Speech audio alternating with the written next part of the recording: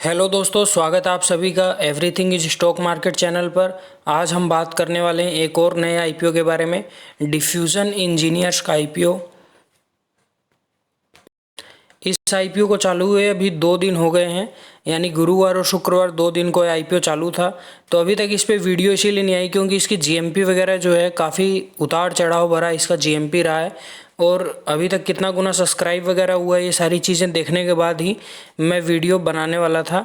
तो अभी इसकी वीडियो आ रही है, तो हम देखेंगे इसकी कंपनी की सारी डिटेल इस वीडियो में, फुल रिव्यू इसका करने वाले हैं।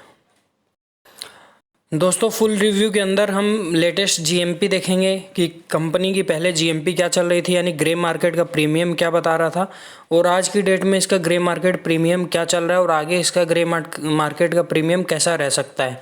एंकर लिस्ट वगैरह देखेंगे, और एंकर लिस्ट ने कितना पैसा लगाया, कंपनी की डिटेल में कंपनी क्या काम करती है, इसका सेक्टर कौन सा है, और उसके बाद फाइनेंशियल फंडामेंटल में देखेंगे कंपनी प्रॉफिट में है, लॉस में है, और आईपीओ की डिटेल देखने के बाद पी रेशियो वगैरह इसका देखेंगे, अदर कंपनियों से इनका पी रेशियो कैसा है, और लास्ट में चर्चा करेंगे कि अप्लाई करना चाहिए या नहीं करना चाहिए, और करें तो लिस्टिंग गेन या लॉन्ग टर्म किसके लिए अप्लाई करें। तो वीडियो में लास्ट तक बने रहिए।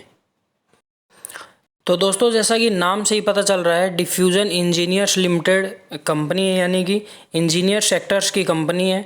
1982 की कंपनी है, यानी कि 40-42 साल हो गए कंपनी को इस एरिया में काम करते हुए। तो कंपनी मैन्युफैक्चरिंग करती है वेल्डिंग के सारे प्रोडक्ट्स, वेल्डिंग रोड वगैरह, और वियर प्लेट्स और पार्ट्स मैन्युफैक्चरिंग करती है, और हैवी मशीनरी की भी मैन्युफैक्चरिंग यहाँ पर कंपनी करती है। आगे सारी चीज़ें समझेंगे।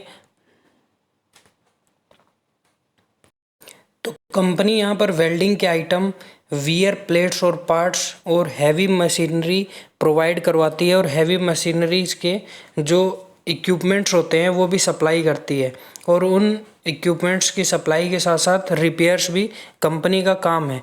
जिससे कि जो भी यहाँ पर लिखा हुआ कोर इंडस्ट्रीज़ मतलब जैसे चीनी उद्योग, सीमेंट उद्योग, स्टील उद्योग, वहाँ पर जो भी हैवी मशीनरी लगी होती है उस मशीनरी के पार्ट्स वगैरह ये सप्लाई करते हैं, और उसके पार्ट्स के रिपेयर वगैरह भी ये काम करते हैं, जिससे कि जो सारी मशीनें हैं वो स्मूथली वर्क कर पाएँ और उनकी लाइफ वगैरह काफ़ी अच्छी हो जाए मशीनों की, और उनमें जो है घर्षण वगैरह से कुछ ख़राब ना हो। तो वहाँ पर ये वियर प्लेट होती हैं, वो उन मतलब मशीनरीज़ को प्रदान करते हैं, जिससे कि वो मशीनें जल्दी से ख़राब नहीं होती हैं।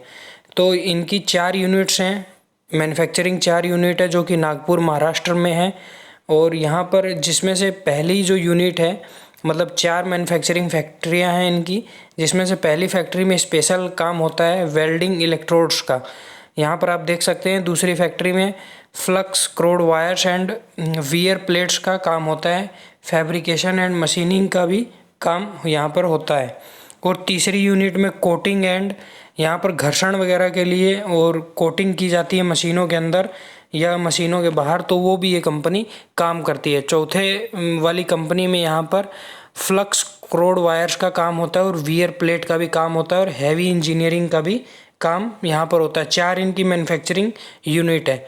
29 फरवरी 2024 तक इनके पास 130 इंजीनियर्स थे, क्वालिफाइड इंजीनियर्स आप बोल सकते हैं।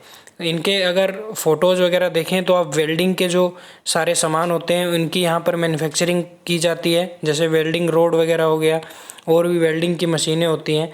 ये प्लेट्स वगैरह जो होती हैं, कंपाउंड्स को जो पहनाई जाती हैं ऊपर से प्लेट वगैरह, यहाँ पर उनका मैन्युफैक्चरिंग किया जाता है ताकि ये जंग वगैरह से जो मशीनें होती हैं वो बची रहें। इसके बाद हैवी इंजीनियरिंग में इनके ऊपर ये प्लेटें वगैरह लगाई जाती हैं, और रिकंडीशनिंग सर्विस मतलब कि इनको मशीनों को यहाँ पर रिकंडीशनर करके ये रिपेयर वगैरह करके यहाँ पर स्मूथ वर्क यहाँ पर चलता रहे। तो ये कंपनी इक्विपमेंट वगैरह में वहाँ स्मूथ वर्क के लिए इक्विपमेंट का काम करती है। थर्मल स्प्रे पाउडर मतलब सरफेस वगैरह भी सही से यहाँ बनी रहे जहाँ पर मशीनें लगी रहती हैं, तो वो सारा पूरा कंपनी का पूरा स्मूथ काम हो इंडस्ट्री का, वो सब ये काम कंपनी देखती है। अब ये आईपीओ क्यों लेके आ रहे हैं, तो इनको एक तो यहाँ पर जो इनकी यूनिट है उसको एक्सपेंड करना है, इसीलिए वो आईपीओ लेके आ रहे हैं। दूसरा, इनको एक नई मैन्युफैक्चरिंग यूनिट जो है नागपुर में लगानी है। और तीसरा, इनका यहाँ पर रिक्वायर्ड है funding working capital requirements of the company, और कंपनी को ही कुछ काम के लिए पैसे के लिए यहाँ पर ज़रूरत है पैसों की, और जनरल कॉरपोरेट पर्पज़ के लिए यहाँ पर पैसों की ज़रूरत है। अब आईपीओ की डिटेल देखें तो 26 तारीख से आईपीओ ओपन होगा, 30 तारीख को यहाँ पर आईपीओ क्लोज होने वाला है। 26 और 27 को 2 दिन यहाँ पर आईपीओ अभी तक ओपन हो चुका है। 28 और 29 तारीख को मार्केट में यहाँ पर छुट्टी है सैटरडे और संडे की। 30 तारीख को आईपीओ लास्ट दिन ओपन होने वाला है। फेस वैल्यू इसकी 10 की रखी गई है, 168 रुपये पर शेयर इसका शेयर मान सकते हैं, क्योंकि ऑलरेडी अभी ये सब्सक्रिप्शन इतना हो चुका है कि आप 168 रुपये ही मान के चलिए, और 168 रुपये पे ही आप अप्लाई करिएगा। कम रेट पे अप्लाई करने पे आपको मिलने की संभावना और ख़त्म हो जाएगी। 88 रुपये का ये एक शेयर रखा गया है इसमें, और इसमें इशू साइज़ 158 करोड़ रुपए का है, मतलब छोटा ही इशू साइज आया हुआ है 158 करोड़ रुपए का। इतना आईपीओ तो एसएमई कंपनियों का भी इससे ज़्यादा का आईपीओ आ जाता है। तो 158 करोड़ का 158 करोड़ यहाँ पर फ्रेश इशू रहने वाला है, मतलब सारा का सारा कंपनी के हिस्से में पैसे जाने वाले हैं 158 करोड़। कोई भी प्रमोटर अपनी हिस्सेदारी यहाँ पर सेल नहीं कर रहे, पर यहाँ पर 158 करोड़ रुपए में कोई भी डेप्ट नहीं चुकाया जाएगा। सारा का सारा कंपनी अपने काम में यूज़ लेगी पैसा, डेप्ट वगैरह नहीं, कर्जा वगैरह यहाँ पर नहीं चुकाया जाएगा। एम्प्लॉयज़ जो इनके हैं उनके लिए 8% का यहाँ पर डिस्काउंट रखा गया है।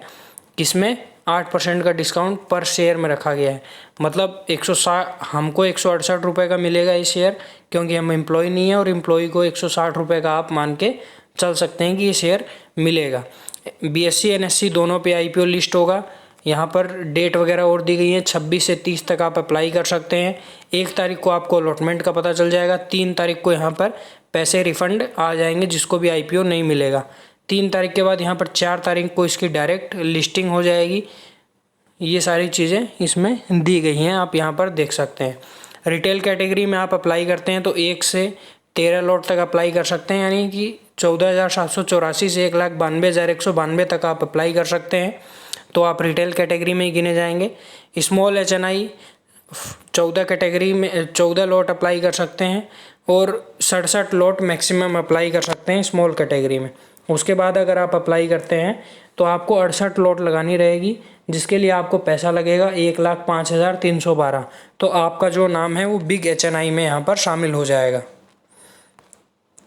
अब यहाँ पर एंकर इन्वेस्टर के लिए 30% का रिजर्व पोर्शन रखा गया है लगभग। एंकर इन्वेस्टर के लिए क्यूआईबीज के लिए 20% का रखा गया है। स्मॉल एचएनआई और बिग एचएनआई के लिए यहाँ पर 15% का रिजर्व पोर्शन रखा गया है, जिसमें से बिग एचएनआईज के लिए 10% बोल सकते हैं, और स्मॉल एचएनआईज के लिए 5% का पोर्शन रखा गया है।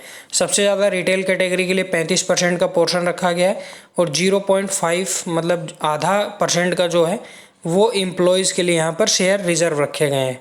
अब यहाँ पर बात करें कि 47 करोड़ इन्होंने एंकर इन्वेस्टर के द्वारा अभी तक जुटाए हैं, एंकर इन्वेस्टर के द्वारा, जिसमें से अगर कुछ नाम देखें यहाँ पर तो एंकर इन्वेस्टर के आप नाम देख सकते हैं। First name 3P India equity fund, जिन्होंने यहाँ पर टोटल अमाउंट इतना लगाया है। Number of equity shares allocated यहाँ पर आप देख सकते हैं। उसके बाद HDFC mutual fund, cent capital fund और crafts emerging market fund PCC elite capital fund यहाँ पर आप देख सकते हैं। तो इसमें और कोई बड़ा नाम नहीं है, केवल म्यूचुअल फंड स्कीम में HDFC म्यूचुअल फंड स्कीम का ही यहाँ पर एक बड़ा नाम निकल कर आ रहा है। इसके बाद एसेट्स वगैरह अगर फंडामेंटल वगैरह देखें तो यहाँ पर कंपनी प्रॉफिट में है, और इनके एसेट्स लगातार बढ़ते आ रहे हैं। 2022, 23 और 24 का डाटा यहाँ पर दिया गया है। 22 में जो एसेट्स 190 CR के यानी 190 करोड़ के थे, वो भी बढ़कर 24 में 275 करोड़ के हो गए हैं। रेवेन्यू में भी ठीक ठाक इनकी ग्रोथ है, 10% की ग्रोथ है पिछले साल से यहाँ पर बोल सकते हैं। 2023 में जो 258 करोड़ का जो रेवेन्यू था वो बढ़कर 285 करोड़ का यहाँ पर हो गया है। पैट यानी कि प्रॉफिट आफ्टर टैक्स यहाँ पर देखेंगे तो 17 के बाद 22 हुआ, और 22 के बाद 30 पे आ गया है, यानी कि प्रॉफिट पैट में यहाँ पर पिछले साल की अपेक्षा 39% का ग्रो है। रिजर्व एंड सरप्लस में 117, 138 और 163 का है। यहाँ पर बोरोइंग बीच में तो इंक्रीज हो गई थी, पर अभी थोड़ी सी यहाँ पर डिक्रीज हो गई है। 24, 48 और 34 की अभी इनकी बोरोइंग है। यहाँ पर नंबर्स इन करोड़ है, तो ये सारे नंबर जो हैं वो करोड़ में हैं, यहाँ पर आप देख सकते हैं। इसके बाद आरओई और आरओसीई, आरओई और आरओसीई इनकी दोनों ही अच्छी निकल कर आती है। डेप्ट ऑन इक्विटी यहाँ पर 0.18 का है, जो कि 0.5 से अच्छा माना जाता है अगर नीचे होता है तो। बाकी ये कोई पैरामीटर नहीं है, पर अच्छा वैसे माना जाता है। इनका जो पेट मार्जिन है, यानी कि प्रॉफिट आफ्टर टैक्स के बाद मतलब कितना परसेंट ये कमाई करते हैं, तो 10% की लगभग निकल कर आती है। इनकी पहले 8% की थी और अभी लगभग 10.5% की निकल कर आती है। इनकी जो पी है वो प्री आईपीओ यहाँ पर बोल सकते हैं आप 15 की और पोस्ट आईपीओ 20 की हो जाएगी। तो इनकी पी है 15 की और इनके जो कॉम्पिटिटर हैं उनकी पी लगभग 29 से और 35 की निकल कर आती है। 29 से लेकर के 35 तक की निकल कर आती है। लेकिन वो कंपनियां मतलब सेम सेक्टर में काम करती हैं ऐसा आप नहीं बोल सकते हैं, अलग अलग सेक्टरों में कंपनियां काम करती हैं।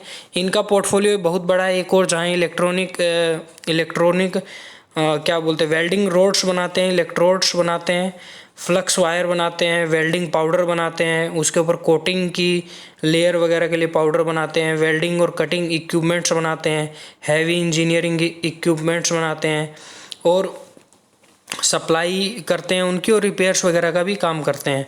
तो ये सारी चीज़ें हैं और ये अलग ही एक इंडस्ट्री हो गई यहाँ पर आप बोल सकते हैं। तो डायरेक्ट कंपटीशन तो नहीं है, फिर भी अदर जो इनके पी हैं, जो पीयर्स हैं उनका 29 से 35 का आता है, तो पी इनका काफ़ी अच्छा है, वैल्यूएशन वाला इनका पी है। अभी तक इनमें कितना पैसा लगा क्यूआईबीज और अदर से, तो क्यूआईबीज ने तो फर्स्ट दिन 0.03 गुना सब्सक्राइब किया था और सेकेंड दिन होते होते 0.28 गुना यहाँ पर सब्सक्राइब हो गया। और एनआईआईज ने यहाँ पर पहले दिन 6.85 गुना खरीदारी की थी, 6.85 गुना, जो कि अभी बढ़कर 47.39 हो गई है। काफ़ी अच्छी खरीदारी हुई है एनआईआईज के द्वारा, यहाँ पर आप बोल सकते हैं। इसके बाद रिटेल पोर्शन में अगर देखें तो लगभग 35% की खरीदारी हुई है। 35 टाइम ये आईपीओ सब्सक्राइब हो गया है। अगर पहले दिन की बात करें तो 11.58 गुना ये आईपीओ सब्सक्राइब हुआ था रिटेल वालों के द्वारा। इसके बाद एम्प्लॉयज़ का पोर्शन देखें तो एम्प्लॉयज़ का पहले दिन 17.43 गुना सब्सक्राइब हुआ था, जो कि अभी बढ़कर 38.09 हो गया है। मतलब पहले दिन की अगर हम बात करें तो पहले दिन ये आईपीओ टोटल 7 गुना के लगभग भरा था, जो कि अभी 27 गुना के लगभग भर गया है। तो 4 गुना पहले दिन से 4 गुना हो चुका है, जिसमें से क्यूआईबीज ने अभी ज़्यादा सब्सक्राइब नहीं किया है। तीसरे दिन क्यूआईबीज लगभग सब्सक्राइब करते हुए देखने को मिलते हैं। तो काफ़ी अच्छा आईपीओ में मतलब सब्सक्रिप्शन आने की उम्मीद है, ऐसा आप बोल सकते हैं। अब इनका एक पॉइंट और रह गया कि इनके क्लाइंट्स बहुत अच्छे हैं। जैसे मैंने आपको बताया कि हैवी इंजीनियर्स इक्विपमेंट्स वगैरह सप्लाई करते हैं और हैवी मशीनरीज वगैरह काम करते हैं, और कुछ कोर इंडस्ट्रीज़ में, तो कोर इंडस्ट्री मतलब चीनी उद्योग, सीमेंट उद्योग, स्टील उद्योग, ऐसी कंपनियां इनके। तो क्लाइंट वगैरह की लिस्ट देख लेते हैं अभी।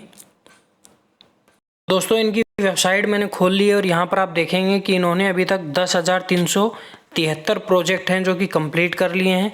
11 अवार्ड इनको मिले हुए हैं। 48 कंट्री यानी इंडिया के साथ साथ और अदर 47-48 कंट्रियों में इनका काम है कि चल रहा है, आप ऐसा बोल सकते हैं। तो दोस्तों यहाँ पर आप इनके क्लाइंट्स वगैरह देख सकते हैं, चीनी उद्योग, सीमेंट उद्योग, स्टील उद्योग और अदर भी जो उद्योग है इंजीनियर्स हैवी इक्विपमेंट वाले, वहाँ से इनके क्लाइंट निकल कर आते हैं। तो ACC, Aditya Birla group, Bajaj Hindustan sugar और Balrampur Chini, BK Birla groups companies, UltraTech cement, और यहाँ पर देख सकते हैं और भी HNG, जेपी ग्रुप हो गया, द इंडिया सीमेंट्स हो गए, LNT हो गया, पिरामल ग्लासेस हो गए, पिरामल ग्लासेस, श्री रेणुका शुगर और टाटा स्टील जैसे इनके बड़े क्लाइंट हैं। तो ये इनका एक प्लस पॉइंट आगे रहेगा, आगे चल के भी, और आज की डेट में भी इनके लिए ये प्लस पॉइंट है। अब बात करते हैं सबसे मेन मुद्दा क्या है, लेटेस्ट जीएमपी। मेन मुद्दा लेटेस्ट जीएमपी रहता है किसी भी आईपीओ का। तो जीएमपी इसकी 23 तारीख को आप यहाँ पर देखेंगे तो 50 रुपये की जीएमपी थी।